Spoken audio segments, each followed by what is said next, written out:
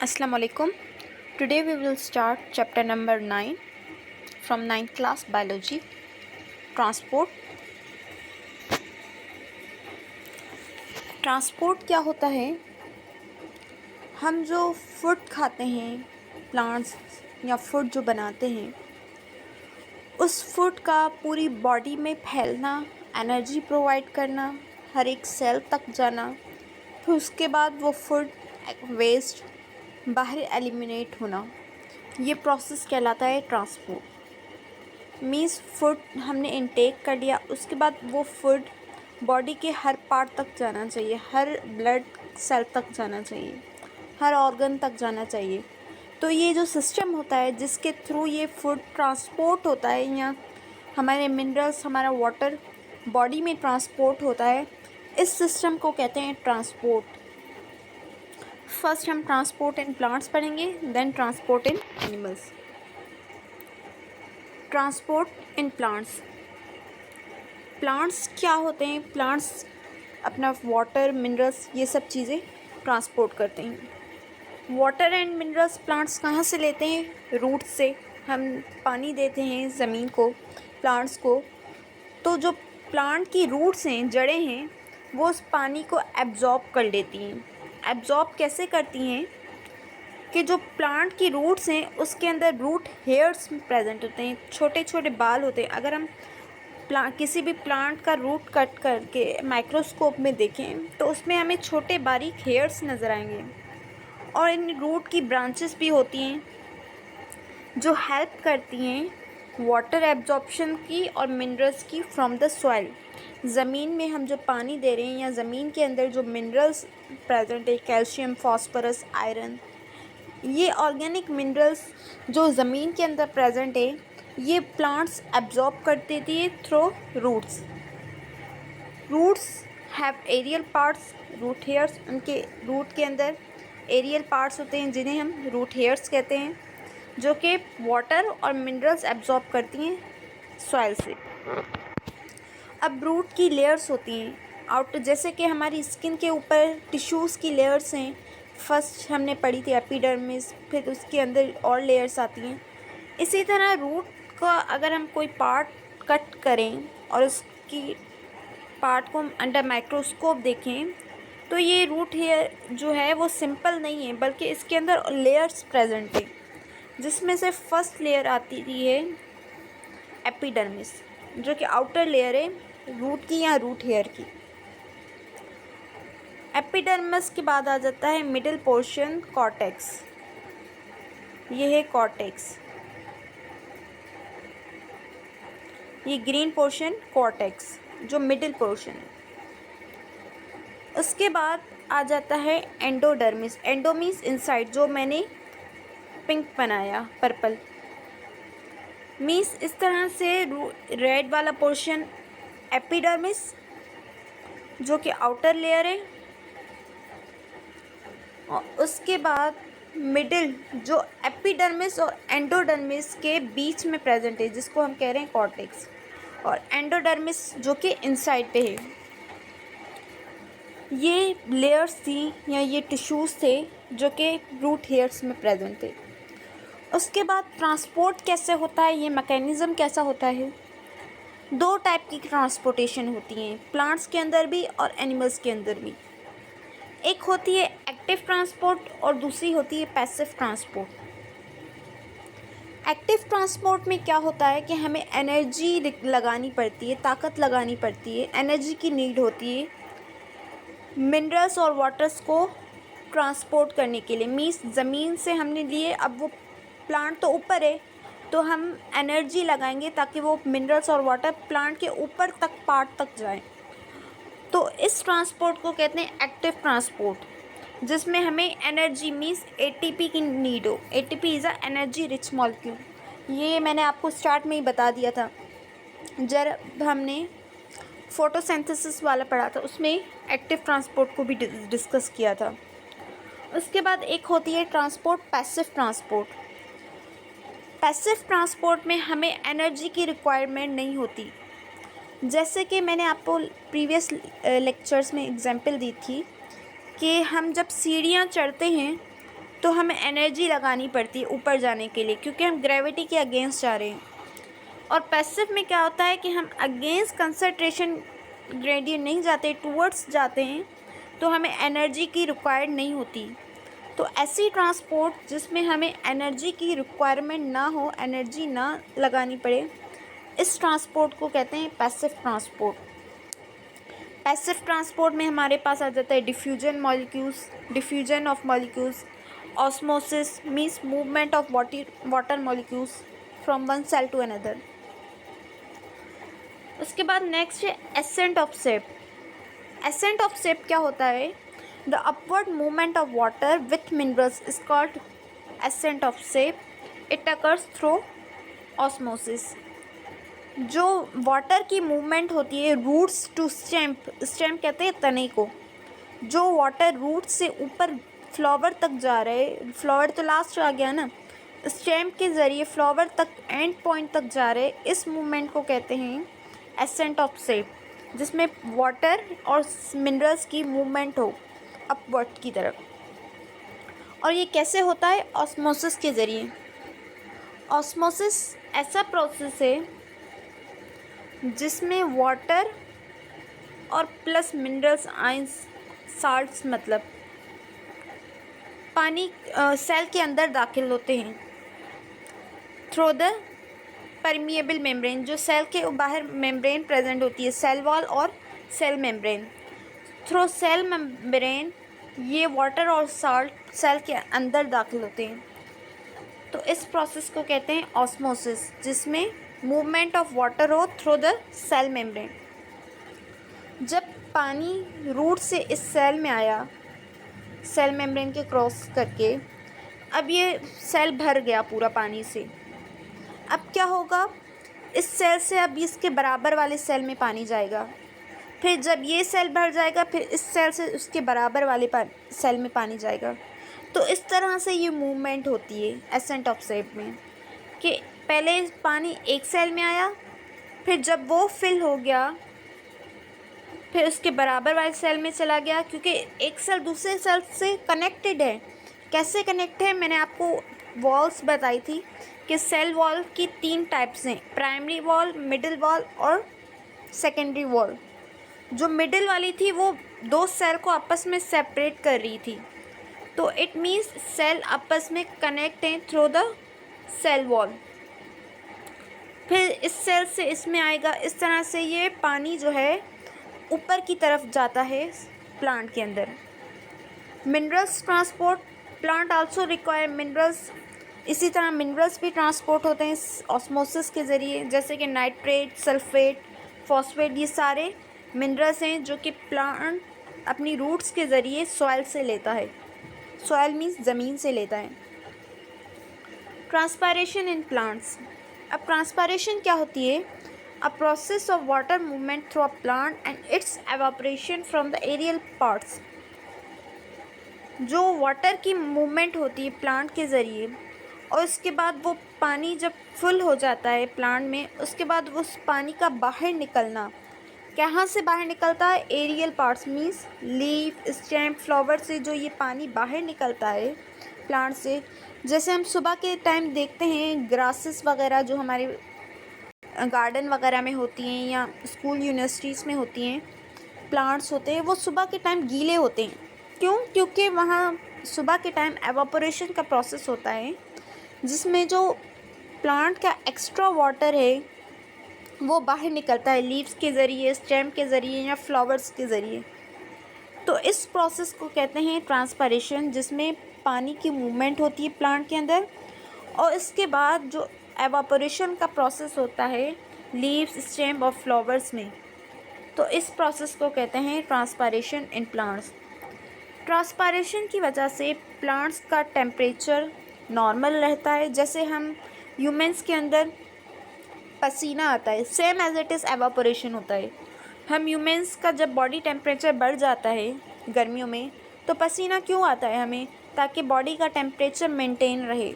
इसी तरह प्लांट्स के अंदर एवापोरेशन का प्रोसेस होता है ताकि प्लांट्स का जो बॉडी टेम्परेचर है गर्मियों में ख़ास करके वो मेंटेन रहे। It occur through the stomata या गार्ड सेल्स। ट्रांसपायरेशन का प्रोसेस एक स्पेशल सेल्स के ज़रिए होता है जिनको स्टोमेटा या गार्ड सेल्स कहते हैं। ये लीव्स के अंदर प्रेजेंट होते हैं। Stomata are the pores.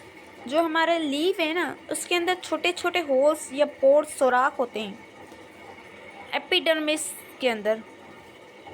Epidermis means outer layer of किसी भी पार्ट की, बॉडी की, ऑर्गन की जो आउटर लेयर होती है उसको हम एपिडर्मिस कहते हैं। वो प्लांट्स में भी एपिडर्मिस होती है, एनिमल्स में भी एपिडर्मिस होती है।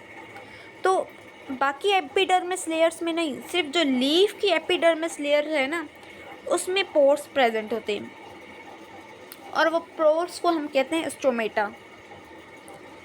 वो जो पोर्स लीव्स के अंदर, लीफ की एपिडर्मिस लेयर के अंदर पोर्स प्रेजेंट होगी, उनको कहते हैं स्टोमेटा। स्टोमेटा की शक्ल होती है किडनी शेप। ये है किडनी शेप, किडनी की तरह इसकी शक्ल होती है, किडनी स्ट्रक्चर होती है stomata. These cells contain chloroplast while other epidermis do not. इनके अंदर क्लोरोप्लास्ट प्रेजेंट होता है जिसके थ्रू फोटोसिंथेसिस का प्रोसेस होता है और बाकी एपिडर्मस लेयर्स में ये नहीं होता। गार्ड सेल्स क्या करते हैं कि ये स्टोमेटा ये जो पोर्स हैं इनकी ओपनिंग और क्लोजिंग करवाते हैं, उनको कंट्रोल करते हैं।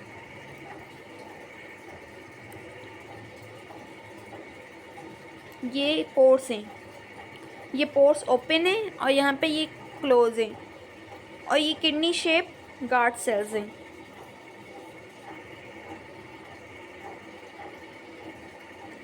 Inner wall of guard cell is thick and in elastic whereas outer wall is thin. जो अंदर वाली वॉल होती है गार्ड सेल की, जो पोर के इनसाइड होती है, ये वाली वॉल वो थिक मोटी होती है। ये देखिए ये थिक है और जो ये आउटर वॉल होती है वो थिन होती है।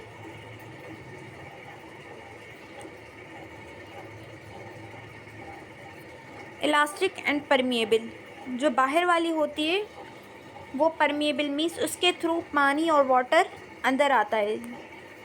जो बाहर की लेयर होती है उसके थ्रू पानी गार्ड सेल्स के अंदर आता है। Opening and closing of stomata is one of the important factors to control transpiration. The stomata remain open during sunny day as the rate of transpiration increases, but night they are closed, hence transpiration are stopped. ये दिन के time खुले होते हैं क्योंकि दिन के time transportation या एवापोरेशन का प्रोसेस हो। इट मीन्स दिन के टाइम क्या होता है कि ये पोर्स जो होते हैं खुले होते हैं ताकि ट्रांसपायरेशन का प्रोसेस हो। मीन्स जो एक्स्ट्रा वाटर है या बॉडी टेम्परेचर हाई हो गया है तो एवापोरेशन के थ्रू बॉडी टेम्परेचर प्लांट का मेंटेन रहे और एक्स्ट्रा जो वाटर है वो बाहर निकल जाए। और दिन के टाइम ये बंद और रात के टाइम ये बंद होते हैं क्योंकि रात के टाइम एवापोरेशन का प्रोसेस या ट्रांसपायरेशन का प्रोसेस नहीं होता। तो इन सिंपल ये स्टोमेटा जो हैं सुराख या पोर्स होते हैं जो लीव्स के अंदर पाए जाते हैं, लीव्स की एपिडर्मल सेल्स में, और इनका काम यही होता है कि ये ट्रांसपायरेशन प्रोसेस करवाते हैं। मीन्स जो बॉडी एक्स्ट्रा वाटर है या सॉल्ट्स वगैरह हैं या जब बॉडी टेम्परेचर हाई हो जाता है तब ये खुले होते हैं, इनके थ्रू पानी बाहर निकलता है लीव्स के इन पोर्स के ज़रिए, और ये डे के टाइम खुले होते हैं और रात के टाइम बंद हो जाते हैं। Factors affecting the transpiration. Temperature जब हाई होता है, जब टेम्परेचर हाई होता है तब रेट ऑफ एवापोरेशन इंक्रीज़ हो जाता है। जैसे हम इंसानों की एग्जांपल ले लेते हैं कि जब गर्मियाँ होती हैं तो हमें ज़्यादा पसीना आता है जब ज़्यादा गर्मी होती है। तो इसी तरह प्लांट्स के साथ भी ऐसा ही है कि जब टेम्परेचर बढ़ जाता है तो एवापोरेशन ज़्यादा होता है, क्योंकि इस वजह से जो बॉडी टेम्परेचर है प्लांट का वो कूल डाउन हो जाता है, मेंटेन रहता है। सेकंड है विंड। विंड मीन्स हवा का ज़ोर। The increase in wind velocity increase the rate of transpiration. जब हवा ज़्यादा चलती है तब भी ट्रांसपायरेशन इंक्रीज़ होती है, क्योंकि हवा की वजह से जो हमारी एटमॉस्फेयर में नमी होती है, वाटर ड्रॉपलेट्स, वो ख़त्म हो जाते हैं। ख़त्म होने की वजह से जो विंड है वो ट्रांसपायरेशन का रेट इंक्रीज़ कर देती है। थर्ड है atmospheric pressure. Low atmospheric pressure increase the rate of transpiration. जब प्रेशर कम होता है एटमॉस्फेयर में तब भी हमारा ट्रांसपायरेशन का रेट इंक्रीज़ होता है। वाटर वेपर्स कहते हैं पानी, हवा में नमी को। तो जब हवा में नमी होती है तो उस वजह से ट्रांसपायरेशन डिक्रीज़ हो जाता है, क्योंकि एटमॉस्फेयर में ऑलरेडी नमी प्रेजेंट है, वाटर प्रेजेंट है, तो वो ट्रांसपायरेशन को डिक्रीज़ कर देती है। Transport in animals. The system involved in the transport of various substances within the body of animal is called circulatory system. अब एनिमल्स में क्या ट्रांसपोर्ट होता है? Oxygen, carbon dioxide, nutrition, waste, hormones, proteins, gases, ये सारी चीज़ें हम human animals के अंदर ट्रांसपोर्ट होती है। और जो ये सिस्टम इन्वॉल्व होता है within an body of a living organism, within an body of animal, जो सिस्टम इन्वॉल्व होता है इन सब की ट्रांसपोर्ट करने में, उस सिस्टम को कहते हैं सर्कुलेटरी सिस्टम। एनिमल्स के अंदर सर्कुलेटरी सिस्टम प्रेजेंट होता है, जो कि oxygen, carbon dioxide, nutrition, waste, hormones, इन सब को ट्रांसपोर्ट करवाता है। दो टाइप के सर्कुलेटरी सिस्टम प्रेजेंट होते हैं एनिमल्स में, एक होता है ओपन, दूसरा होता है क्लोज।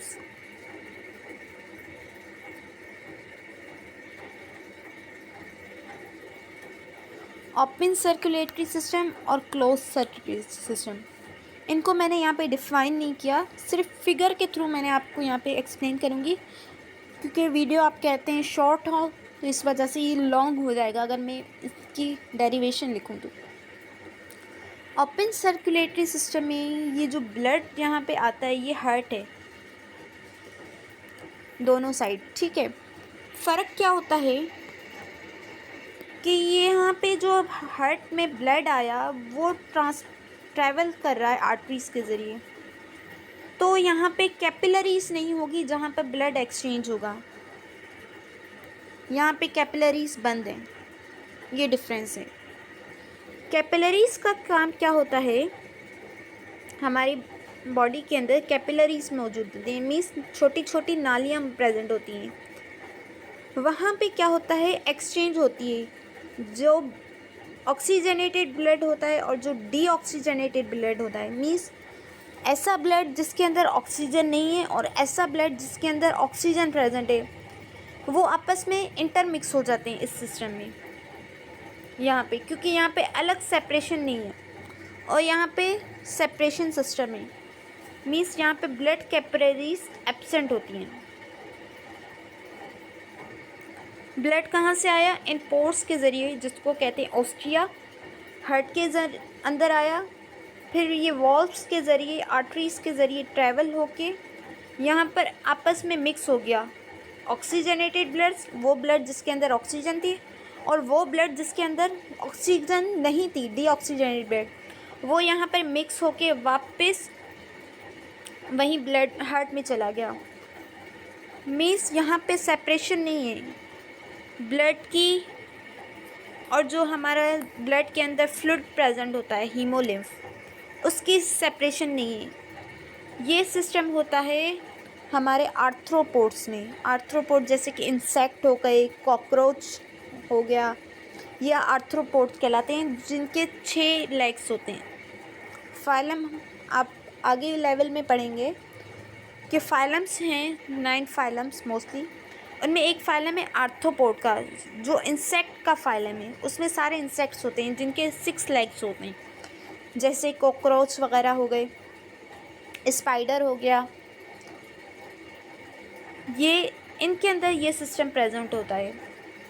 इसमें क्या होता है कि जो हमारी ब्लड के अंदर ब्लड और जो हमारा एक्स्ट्रा फ्लूइड है जिसमें हमारे पास वाटर आ गया, हमारे मिनरल्स आ गए, न्यूट्रिशंस आ गए, वाइटामिन्स आ गए, वो और ब्लड आपस में मिक्स हो जाते हैं। मीन्स इसमें एक्स्ट्रा यहाँ पे सेपरेशन नहीं हो रही। यहाँ पे ब्लड और जो हीमोलिम्फ है, लिम्फ कहते हैं, हीमोलिम्फ, वो मिक्स हो जाएगा। लिम्फ कहते हैं ब्लड, वाइट वाटरी फ्लूइड को। ब्लड और हीमोलिम्फ यहाँ पर मिक्स हो जाएगा, तो इस सिस्टम को कहते हैं ओपन सर्कुलेटरी सिस्टम, जहाँ पर ब्लड और हीमोलिम्फ अलग अलग नहीं हो रहे, मिक्स हो रहे हैं, और वहाँ पे ब्लड ऑस्टिया के थ्रू आ रहा है, और यहाँ पे ब्लड कैपिलरीज एब्सेंट हैं। अब क्लोज में क्या हो रहा है कि ब्लड जो है वॉल्स के ज़रिए आता है, आरोटा मीस वॉल्स के ज़रिए आता है, फिर यहाँ पे सेपरेशन होती है।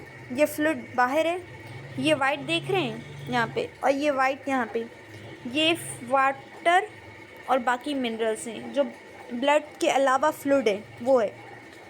अब ये जो ब्लड इन कैपिलरीज से आ रहा है, आर्टरीज से आ रहा है, वो इसके साथ मिक्स हो रहा है, देखें, और यहाँ पर ये इसके साथ मिक्स नहीं हो रहा है, ये बंद है, अलग अलग आ रहा है, ये डिफरेंस है। यहाँ पर ये वाइट फ्लूइड के साथ ये जो ब्लड आएगा यहाँ कैपिलरी से या आर्टरी से, वो इस फ्लूइड के साथ मिक्स हो रहा है, और यहाँ पर ये ग्रीन पार्ट वाटर फ्लूइड है, और ये जो रेड आ रही हैं ये ब्लड है, जो कि अलग अलग हैं।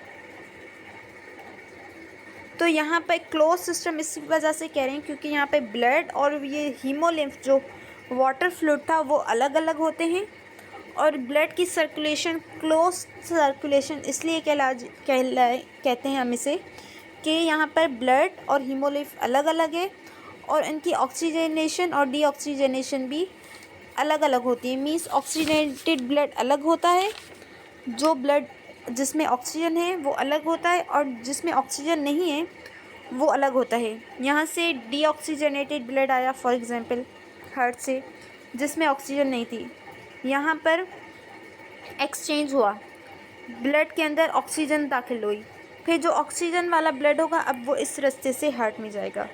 तो यहाँ पे दोनों अलग अलग होते हैं और यहाँ पर मिक्स होते हैं, इसलिए इसको ओपन सर्कुलेटरी सिस्टम कहते हैं और उसको क्लोज कहते हैं।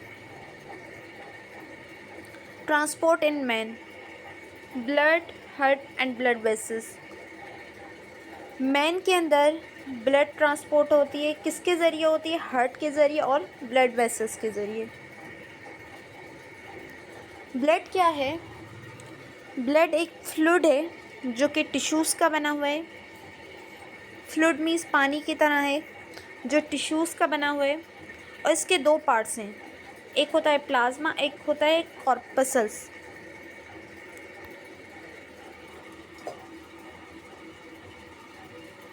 प्लाज्मा क्या होता है? ये फ्लूइड पार्ट होता है ब्लड का, येलोइश कलर का होता है, लिक्विड है, इसमें 90% वाटर प्रेजेंट होता है, और इसके अलावा और भी काफ़ी सारे सब्सटेंस होते हैं, जैसे प्रोटीन होते हैं इसके अंदर, एंटीबॉडीज़ प्रेजेंट होती हैं जो हमारे बैक्टीरिया वायरस से फाइट करती हैं। उसके अलावा डाइजेस्टेड फूड जैसे ग्लूकोज, अमाइनो एसिड, प्रोटीन्स, ये सब भी प्रेजेंट होते हैं इसके अंदर। उसके अलावा वेस्ट मटेरियल, यूरिया वगैरह, ये भी प्लाज्मा के अंदर होते हैं, और हार्मोन्स ये भी प्लाज्मा के अंदर होते हैं। तो प्लाज्मा क्या है? एक फ्लूइड पार्ट है ब्लड का, जिसके अंदर 90% वाटर होता है, और उसके अलावा जो 10% होता है उसमें मिनरल्स, वाइटामिन्स, फूड में ग्लूकोज आ गया, प्रोटीन और हार्मोन्स, एंटीबॉडीज़, ये सब चीज़ें प्रेजेंट होती हैं। WBCs और ल्यूकोसाइट्स ये कॉर्पसल्स में आ जाते हैं। Red blood cell, white blood cells और प्लेटलेट्स, 3 टाइप के सेल्स होते हैं हमारी बॉडी में। रेड ब्लड सेल जिनको हम RBCs कहते हैं, वाइट ब्लड सेल, और एक होता है प्लेटलेट्स।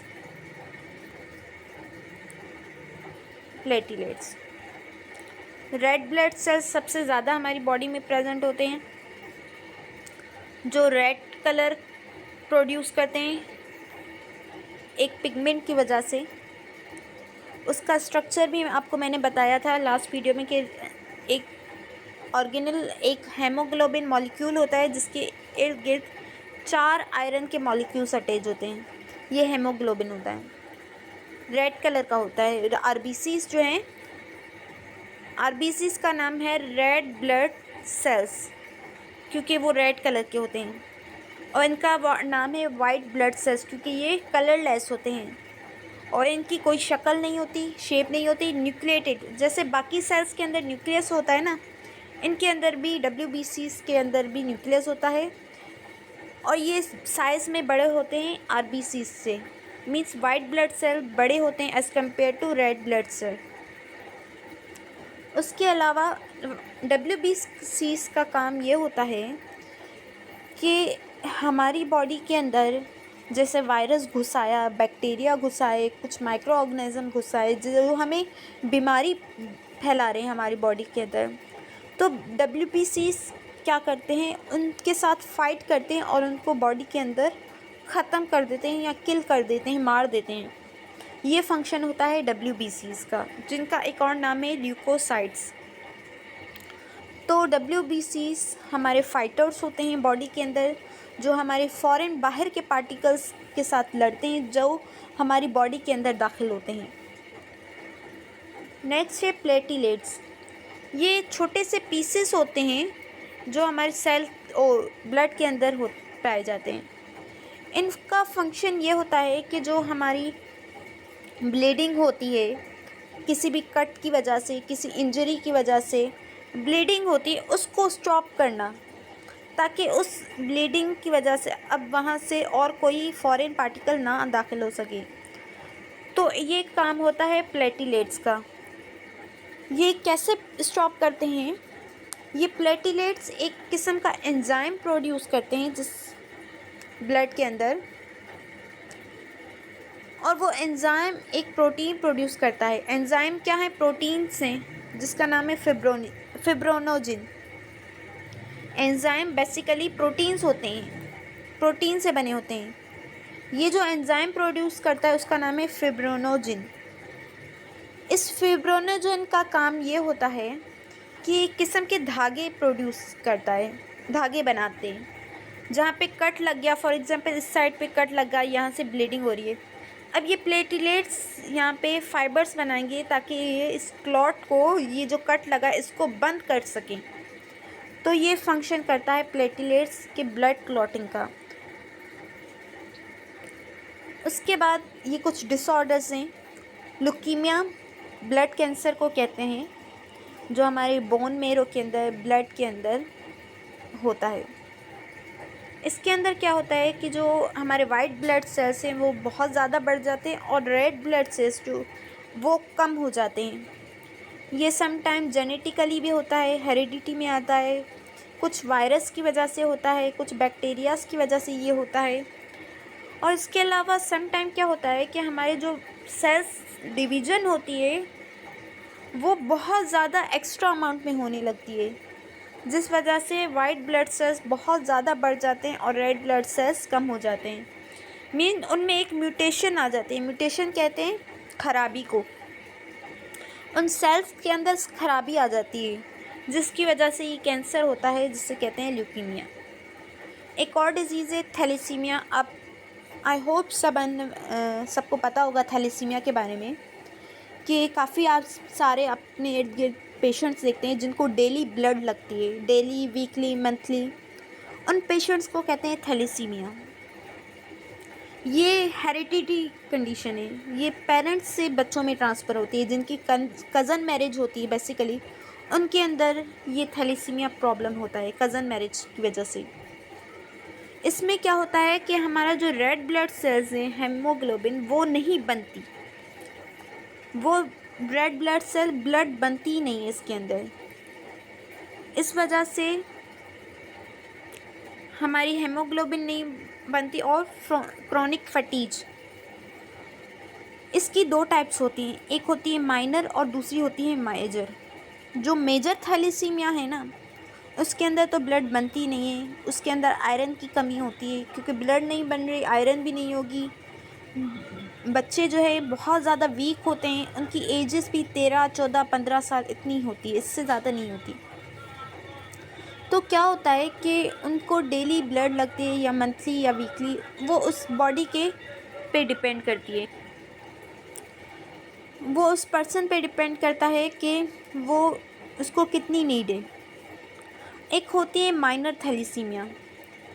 माइनर थैलेसीमिया का तो उस इंसान पे इतना ज़्यादा इफ़ेक्ट नहीं होता, माइनर का तो उस इंसान के ऊपर इतना ज़्यादा असर नहीं होता, मगर वो कैरियर ज़रूर होता है। मींस उसके अंदर भी आयरन की थोड़ी कमी होगी, थोड़ी ब्लड की कमी होगी, मगर इतनी ज़्यादा नहीं होगी जितनी उसको ब्लड लगनी लगे। मेजर के अंदर ब्लड लगती है, माइनर के अंदर ब्लड नहीं लगती, ठीक है। और माइनर कैरियर होते हैं, मींस जैसे कि एक फ़ीमेल के अंदर माइनर थैलेसीमिया है, अब वो जब आगे जाके मैरिड होगी, उसके ऑफस्प्रिंग बच्चे पैदा होंगे, तो ये चांस ज़रूर होगा कि उसके बच्चे जो होंगे उनके अंदर मेजर थैलेसीमिया हो सकता है। अगर फादर साइड भी माइनर है, अगर फादर भी माइनर है और मदर भी माइनर है, तो उनके बच्चे जो होंगे उनके अंदर मेजर थैलेसीमिया हो सकता है। ये रिस्क फैक्टर होता है, मीन्स वो कैरियर होगी, वो आगे ट्रांसफ़र कर सकेगी माइनर वाले। और मेजर वाले तो उनकी तो डेथ हो जाती है, उनकी एज ही 13, 14, 15, इससे ज़्यादा नहीं होती। So that's all for today. अल्लाह हाफिज़।